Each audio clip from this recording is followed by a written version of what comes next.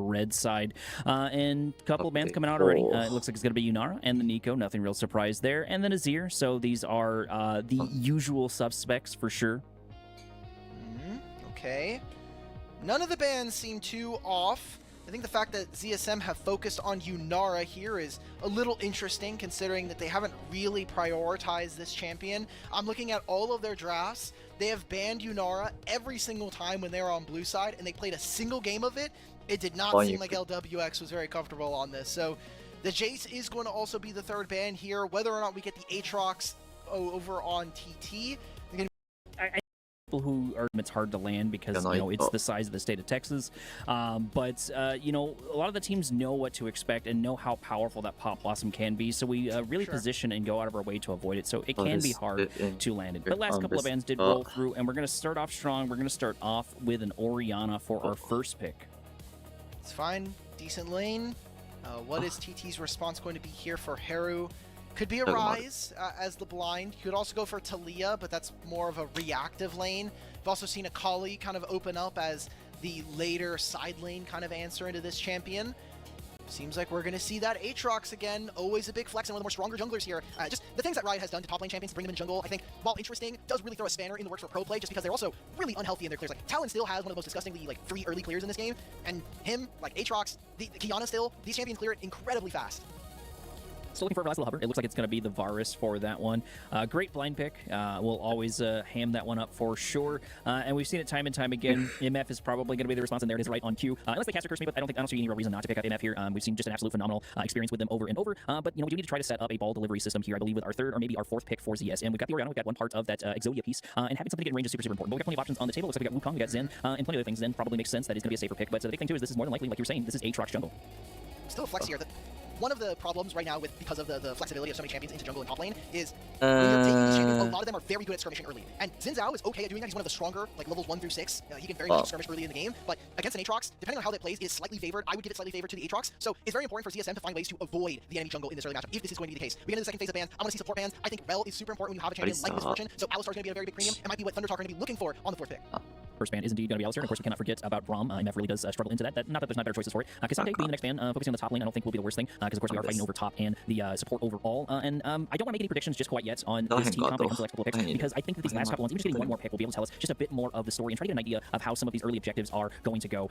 TT though, I think has started out very strong. That's a lot of insane damage, and so far two of the members between Aatrox and the Akali can be very difficult to get away from, especially if you get in the range for Aatrox. I kind of put Aatrox in the same category as I put Trundle, where Trundle kind of struggles to get just in a little bit of range, but as soon as you get in range of that pillar, they absolutely eat your entire lunge. And I think Aatrox does that to a greater degree. You're gonna go for Nautilus. I like this. I want to see a bit more flexibility. Remember, we're still kind of on the fence as whether or not Aatrox would go top lane. Honestly, this is looking like a Jax game. This could be one where they just send the Aatrox anyway into the top lane. You have a Misfortune that's gonna be immobile. You're gonna have an Orianna later in the game, has great 1v1 into the Xin Zhao as well. So Jax, in my mind, is really starting to pop out. Also, some of the easier matchups already gone. And if Ala goes for like a Renekton blind here, he doesn't really know what kind of matchup he's walking into in top lane right now. So you can do that. You can maybe look for some of these other ones. Like, I still think you can go Jax here. Like, the Aatrox matchup is favorable, yes, but I really want to see a Jax on 5. I think it would absolutely make it difficult where TT have enough dive and enough poke thanks to this Varus that CSM don't really have the great setup to be able to get off what they want to do in team fights. And looks like they're agreeing with you. We're hovering the Jax so far, so not sure if this is going to turn into a troll or an actual pick, but I do agree with you. It would be nice. I haven't got a chance to cast a lot of Jax in the LPL, so we're going to see if we're going to lock in immediately for TT. This is good. Has a decent spread into the Renekton, and the value that you get later in this game I think is great. A problem that might end up being the case here for Thundertalk is their engage is a bit limited. Category or that category.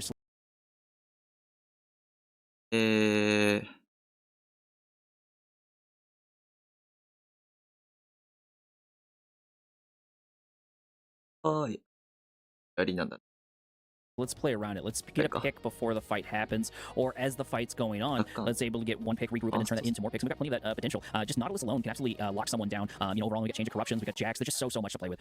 But with that being said, we're gonna roll into game number 1 for our last series of the day. Of course, between our two teams right here, ZSM and Thundertalk. Can ZSM find the first streamer team series win and the only one going to be left in the tournament here? Both, it seems, unable to continue forward in this event as they're both 0 and 2. We just saw the two victors of the group, LMG and LGD, earlier on today. Haru's getting a little bit of damage down. There is a lot of members of ZSM here. This might just be an early flash. There to follow it up. Are we not going to flash? Okay. That's a lot of control, honestly. That's not the worst thing. We lose a couple of pots. We should make it back to lane in time. Maybe miss one minion, but we should have plenty of time to make it back there. I think he's fine. Just mostly that pot being missing is really important, like you were kind of alluding to. Not having access to that is very, very big. Junhao not going for any early invades. They could go for it. I mean, he has to basically just start his Q on the Darken Blade. He gets spotted on the roam here, though. So Ning is going to not even start up any of these buffs. He's going to look to try to just push Junhao off of this. ラプター取りしてラプターを取る。あれ普通に死んじゃった。お前が死んだ全部取ったね。全部取った。to deal with, and now we're going to try to go over the wall. This could just turn. Oh my God! Are we juking this? What is going on? This is absolute shenanigans. Ning's really on the hunt, trying to lock him down. Aatrox over the wall once again, still trying to find it. They're finishing control, but we went top. We saw the pet right there at the last second. No way we walk away from this. This is silly. Beautiful. That is a great vision toggle from the observers, but still, end of the day, Ning got almost all of those chickens. He hits level 2, and while the flashes are traded, Junhao gets massively stalled out on his camps, while Ning just gets to go into his Krugs immediately, goes to his red buff, and he'll be slightly ahead of the curve here. Junhao might not even finish any of his bottom side camps. He'll just go wolf straight into top side and hope that he can kind of rubber band back once he goes back to this side of the map. It's a small bit of delay, and definitely a good spanner in the works early on in favor of ZSM. Well, and that's the second little push towards ZSM's favor, you know, able to grab the pot in that early game. We just saw this. Why are we getting a replay? I think this might just be, they might be doing, like, the comms, the team comms, so that makes sense. Just, man, this is hilarious. I'm glad that Junhao was playing with a little bit of a sauce here. I mean, I think it does make things pretty spicy. I was thinking there's no way we're getting out of this, but I'm happy to be proven wrong. It was pretty funny overall. Definitely a clip, I think, to remember and to hold into your portfolio. You know, it's not going to really get you into anything super, super amazing, but I think it's decent, funny bragging rights at the very least. Keshi, pretty owned in this fight right now. You're supposed to be able to use the Grassy Undying to survive the early lane, and then you can kind of be a bit more annoying, but maybe you just took a few too many bad trades. Well, WX. Speaking of bad trades, MF taking a good chunk of damage. Ryan trying to close the distance, trying to lock him down. And yes, indeed, we're going to be able to get the MF almost for free. First kill going over to TT, and soon to be the second one. This should be plenty of opportunities. Yes, indeed. And that's a lot of gold over for Thunder Talk on the Varus. Ryan gets 2 kills, and the wave is pushing away from him. Like, that's a pretty big win. He's going to teleport right back into this wave.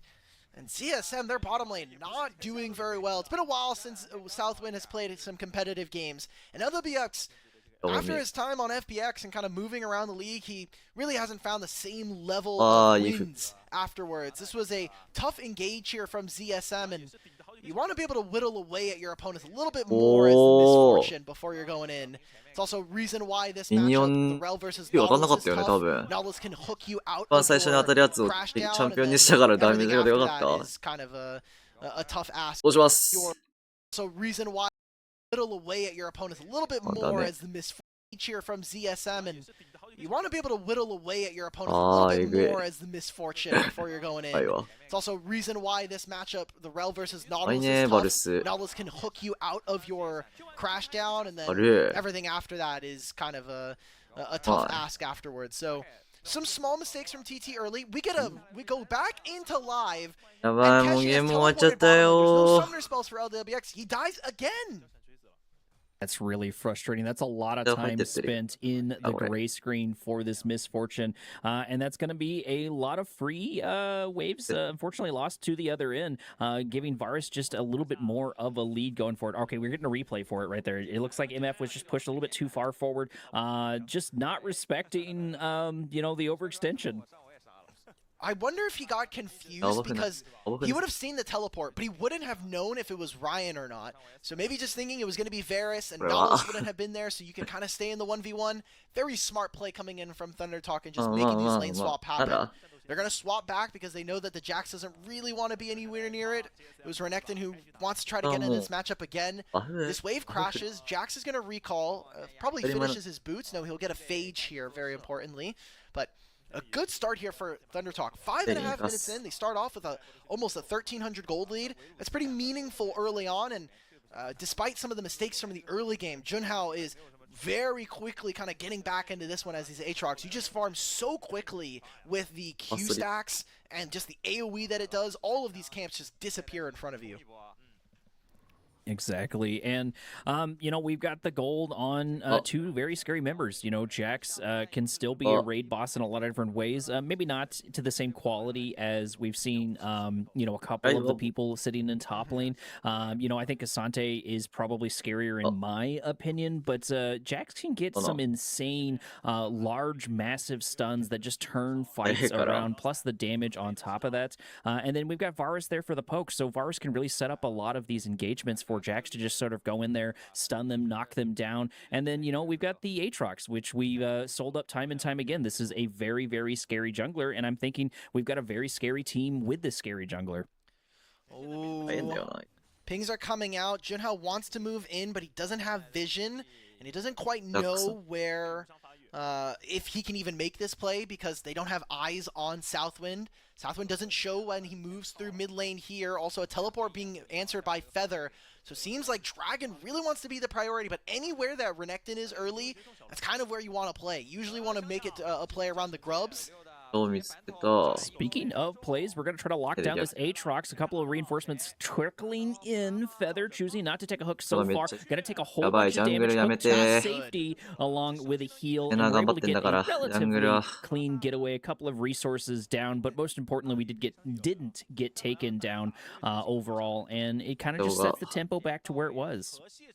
Why didn't Fofo just use his ultimate here? I'm noticing his inventory. He's going for the Catalyst of Aeon, so he'll have the Rod of Ages. Orianna, his damage is going to be a lot lower, which I think, when you think about how this game is going to go, the HP is probably really important. Keshi. Ollie's starting to fight here with Keshi. Keshi does seem to be in a better shape here. Renekton really struggling, already popping his ultimate down, so that's going to be a tool no longer available for them. Looking for a plate here, trying to get it for this, but we do need to be cautious, hitting that 8-minute mark, which means we're going to have Void Grubs up and ready to go, which I've got to imagine that Thundertox is going to be positioning and looking to grab here rather soon. It looks like immediately just right on cue. It's up. We're just going to go over the wall and take it.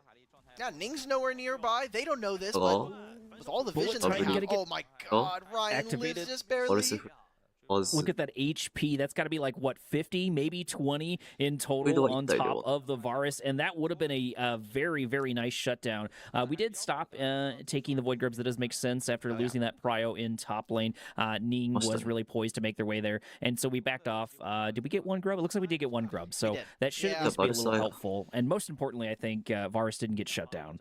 I love the positioning, by the way, because Feather knows that if he's directly in front of his AD carry, the double up takes him down. Feather does have flash, but this just might be a death by himself. I think he has to just give this one up, brother. Oh my god, the shield on the W just saves it. Okay, fine. Haru will teleport back up. This is Jax going to be teleporting here. They're going to put this Varus automatically in the mid lane. And now we're getting to the most favorite part of the game, guys. We're already kind of out of the laning phase already. Ryan's close to finishing his first item. This opens up Feather to kind of move around the map. Still has flash. Going to be getting level 6 very soon as well. And with Dragon still up and available, wonder if we'll see Thundertalk actually prioritize this objective or just keep looking to finish some of these camps. I mean, Junhao has 2 of them spawning in the bottom side, and you also have the Scuttle Crab. Yeah, and we're getting closer and closer to that 10-minute mark, looking for, once again, a very, very late Drake here on this one. It does look like we're going to start off with at least a Cloud so far, which can, I think, favor right now Thundertalk, I've got to imagine, but it's not like MF is a slouch on that one whatsoever, so getting that little extra 2% doesn't sound like a lot, but it can really add up, especially with the T1 players able to capitalize on just small, tiny advantages. This is tough, man. Like, you're down a full level top lane in this Renekton Jax matchup, and it doesn't get easier for you as the game goes on. We're seeing Keshi just, I mean, perfectly use not only the leap strike, but also just just the counter strike is so deadly to use. As this Renekton matchup, you're basically just having to use the Q, and that's kind of your play. You can use your Q and your Ruthless Predator to move, or the Slice and Dice to move in and out of fights, but it's a bit of a skill check there. And thanks to having a decently ahead Varus, it is so much easier for Thunder Talk to have control of the mid lane wave. So it's going to be the Aatrox starting up this dragon. It is on vision, but I think Ning is going to have to make a one-way trip for a steal on this one. Gonna look for some sort of angle, but we should have plenty of damage, especially with the conjunction with Varus coming in there, throwing a little poke there, right there at the end. Varus still happy to stick around the mid lane, looking for a couple more of those plates. I don't think we've been able to get too many plates on either side, just sort of onesie twosies. Mostly, I think, on Keshi for that one. We're gonna start a fight over here in between him and Ale, but just think better of it as Renekton goes back in, seizing their opportunity. We're gonna take a tower shot, going down about half HP, so that does trade, but you gotta keep in mind Renekton likes this skirmishing back and forth. We have a decent amount of Omnivamp on the champion itself, a decent amount of HP we can get back in between these fights. So when we're even, you know, the Renekton should be in a relatively decent spot, despite the fact that we're down gold. I think vision control from ZSM is pretty decent right now. They have a lot of wards out. We haven't seen Thunder Talk push their vision line in a more meaningful way. I like to see which lane they want to play for. It seems in general that they're fine with letting Harrow and Fofo just sit in a side lane. No one's going to really interact with these two. A lot of attention has gone into playing around, mostly Keshi on this Jax, because if he gets ahead, if he gets even more ahead, then I think this game is very, very tough for ZSM, and you already have this 2-0 lead who, outside of the kills, we're going even right now between him and LWX, so I think ZSM, outside of some early game woes, are doing fine. Here's the pain point, though. Now you've gotten solo killed. You don't have a ton of grubs, but you're going to get this next wave and maybe another turret plate, and there's no objective to play for from ZSM, so what exactly are we looking for? A fight, apparently. Bullet time going to get activated, hitting out a whole bunch of people as Southwind has to go out. The exhaust coming down, trying to lock down Ning, able to pick up one kill on the Akali, looking for more. Finally put a point on the board, at least for that mid laner. Aatrox able to absolutely rock the competition. Fofo sort of left here holding the bag, going down about half HP, but it looks like the flash is going to be good, and at least a couple more members make it out, but that's going to be two relatively free kills for Thunder Talk. Fofo, where is my ultimate, man? Like, what are we doing? Are we saving it for next game? It's a fearless draft, so you're not getting Orianna until you get to game 3. Cool, we did it now. Way too late at this point. Like, we are 6-0 now if you are Thunder Talk. You walked right into an Aatrox. It was a good attempt there from ZSM, but you're just losing everywhere on the map. You're losing in the team fights. Now Allah's getting solo killed in top lane. That was pre-steel caps being done here. Now that Keshi has this is almost impossible from this matchup unless Keshi makes massive mistakes. Cool. Grandmasters might leap strike plus the empowered auto from his W. A great fight, but like, what is Fofo waiting for? So he's not in this part of the fight. This is another problem that you have. The cleanse coming out a little too late from Southwind, and like you were mentioning, the bullet time just really doesn't land onto too many folks. Fofo, just put the ball in between the river ramp here, and there's nothing that TT can do. You don't have a ton of damage. You're also going for the Rod of Ages build, so it's kind of a damned if you do, damned if you don't moment. Yeah, and saving it into Oblivion, I think, is going to be a little unfortunate. I do like what Thunder Talk is doing here. They do have an advantage, so they're going to be trying to bully Ning, try to lay down the pressure. They're going to take their blue buff. I don't think we're going to respond too much for it. We don't have bullet time, at least for a couple more seconds. It's hard to tell here on the overlay on me. Maybe I'm just old and blind. But we're going to maybe potentially see a 2v2 fight over, once again, another small objective. Ning going to about half HP as Jax goes in, flash over the wall, looking for the kill. We are indeed going to pick it up. That's a 3-0 Keshi, a 3-0 Jax. Now we can just probably turn around and take this tower. He literally left it to squeeze even more minions away from this Renekton. 2 levels, almost a level and a half, I should say, more realistically. And now with all this completed gold, he might just be a full item ahead of his opponents. Like, he's going to finish off this turret. Does he get a Sundered Sky? Because then who else is facing him? This is the best R5 Jax that we've gotten here in this tournament. Also, the flash, good replay here from our production team, means that, yeah, this is a shut and closed game, I think, already. It's a 4,000 gold lead at 15 minutes. You're getting a Herald as well as this Thunder Talk team. Junhao gave them the best start early on. Like, it was him and Haru who, like, they kind of got sauced on early on, and everything past that has not been good for ZSM. Well, and the big thing too for Thunder Talk is just everything has been consistent. They've been able to play it slow and just take small advantages and just turn those small advantages into more and more advantages just over and over. And they were a bit behind, you know, or we started off with Akali having to blow up a couple of pots going into lane, which could have been pretty spicy, especially into Orianna. You know, we had a couple of things to worry about on Junhao, but we've managed to turn it around just over time and just continue to lay down the pressure, continue to maintain the tempo. Next Drake is coming up right now. It looks like about 16 minutes on the clock so far. 0-7 right now. 24.7k to 29k. Wow. The Scry or the Farsight alteration, just catching them on this death brush that they were trying to set up. ZSM didn't even get to try to make the squeaky play that they were looking for. Now here's something, maybe on the feather. Starting another fight, Ning going in, but it looks like most of the attention is going to be on top of the support, which is not what you want. As Akali goes in, able to rock and deal a good chunk of damage. Fofo going down about half HP as Akali responds to help out their teammate, knocking down another one, and that's a long-winded 1-for-2 trade in the favor of Thunder Talk. And the big thing too is Keshi is still here knocking at the door, continuing to keep this Gator in top lane. That's a level 13 Jax into a level 11 Renekton. That's a bit devastating. Yeah, thankfully for Allah, the wave is underneath his turret, so he gets to farm some of it. Second Dragon goes over to Thunder Talk, and a big win for them as they pick up 3 kills off of that. Maybe even going for a mid-tier one as well. Thunder Talk can do essentially no wrong. I think their drafts are just, or this draft in particular is doing them a lot of favors thanks to the matchups. It doesn't also hurt too much that ZSM messed up some of the lanes, like LWX getting solo killed or getting 2v2 killed and then dying again. Keshi getting the solo kills in topside. This is as good of a fight as it was going to get, but I think Feather, really good use of ultimates to kind of layer them and stop Southwind from moving forward. And after that, there's no damage from ZSM. They're so far behind. The build from Orianna is also very questionable. So who's going to be the carry? That was my question coming into tonight. Who on ZSM is kind of the big guy that's going to be the 1v9 carry, the person we want to put resources into? Because historically, when we look at these players, Allah likes to play carry top laners, but doesn't usually kind of have those like big carry performances. Ning is always kind of being a player that wants to be a big carry, but doesn't usually get resources or doesn't have the mechanics. Fofo as well, more of a facilitator. LWX kind of is like a secondary kind of AD carry or kind of the big carry there, but I'm not getting any of that from this composition.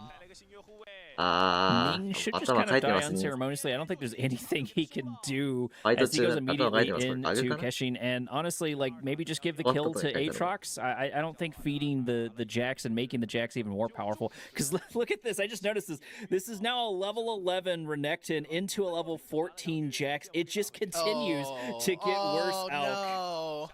And we're dead on him. Run LWX. Okay, now this is just a free kill. Now we're just now we're just playing with our opponents. I mean, we're 2 levels up. This game's cooked, guys. 8,000 gold lead, and we're already looking at inhibitors. Oh no, Keshi, keep going, brother. Redemption coming down. Picking up 2 kills relatively for free. I don't know why. Like, it's not that Ryan has been doing bad whatsoever, but I forgot we had a Varus because most of the attention for me has been on this Aatrox and, of course, this Jax. And then so for just Varus to continue to do Varus things, the gold is extremely diversified. We're seeing 1 to 13, and there's so many carries on Thunder Talks in, and they're just not letting up the pressure. They don't have any reason to not to.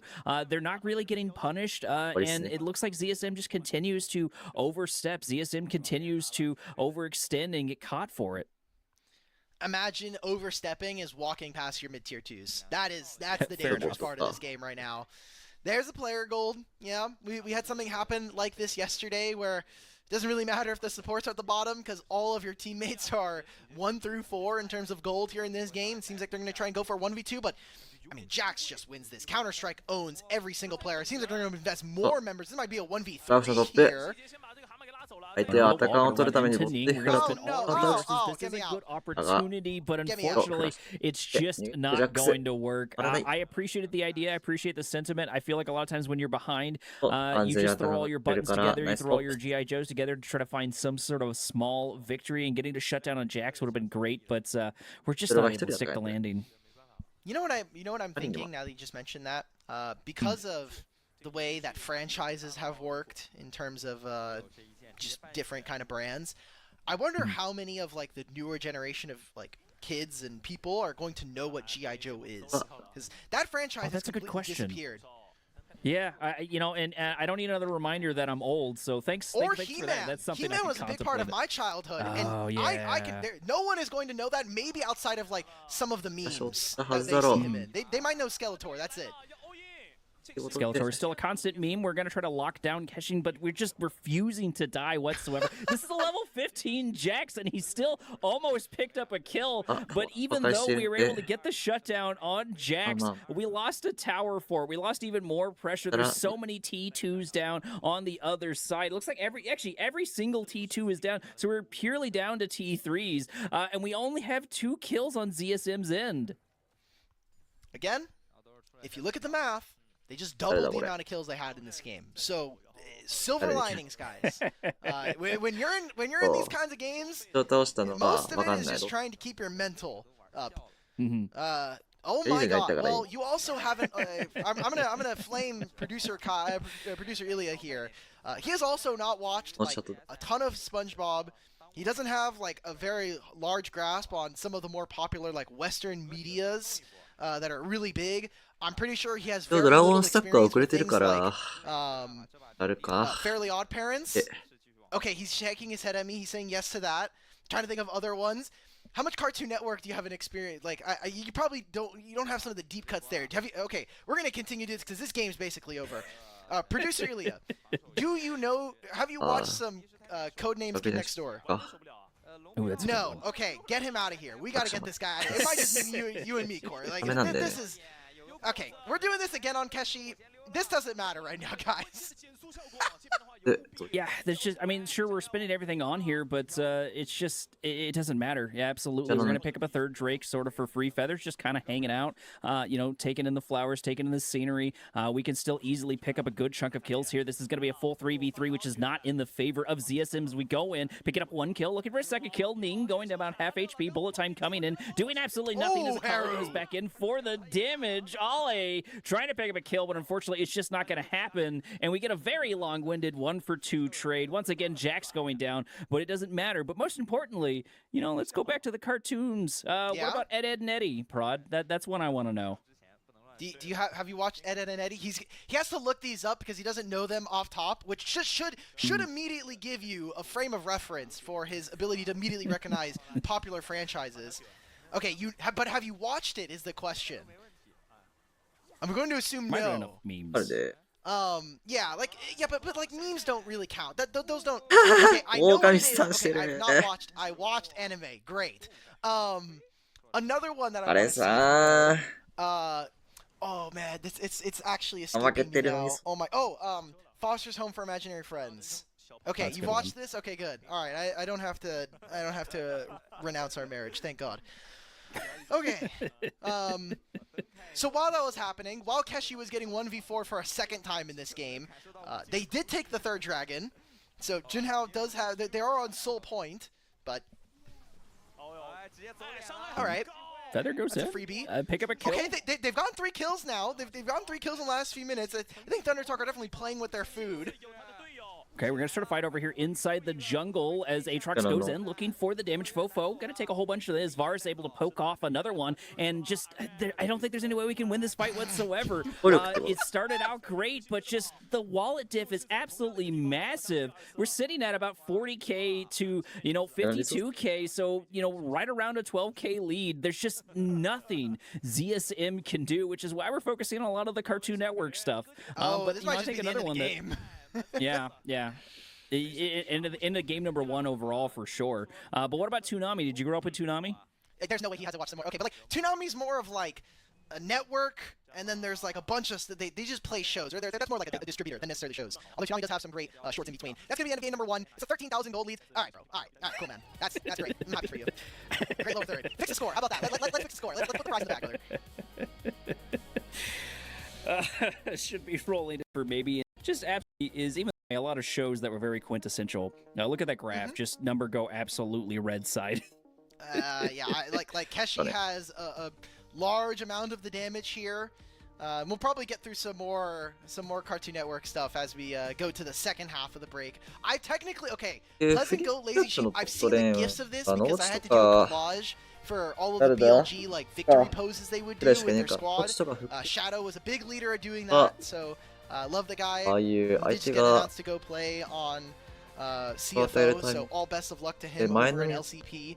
But this might be a quick night here, Corey, and I don't want to jinx it, but the streamer teams have been really struggling here in this tournament.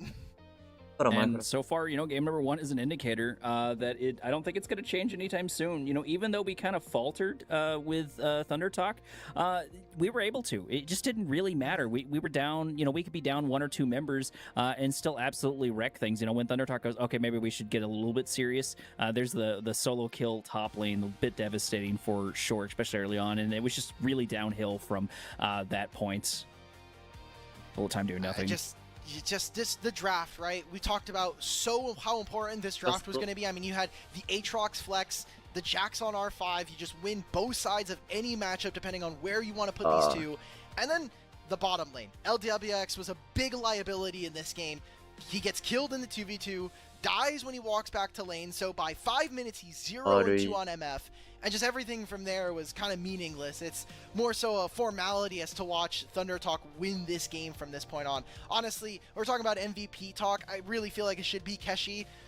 This player is rather new to competitive, all things considered, but when he was playing under LQH, this is his second year playing in pro play. I want to see what else this guy can do, and there's a lot of other kind of rookies showing up and being in their kind of the twilight or the beginning of their pro play careers, and they'll have the chance to take the stage over in the LPL in a few months. And even when we committed all 4 right there, Keshik took forever to go down.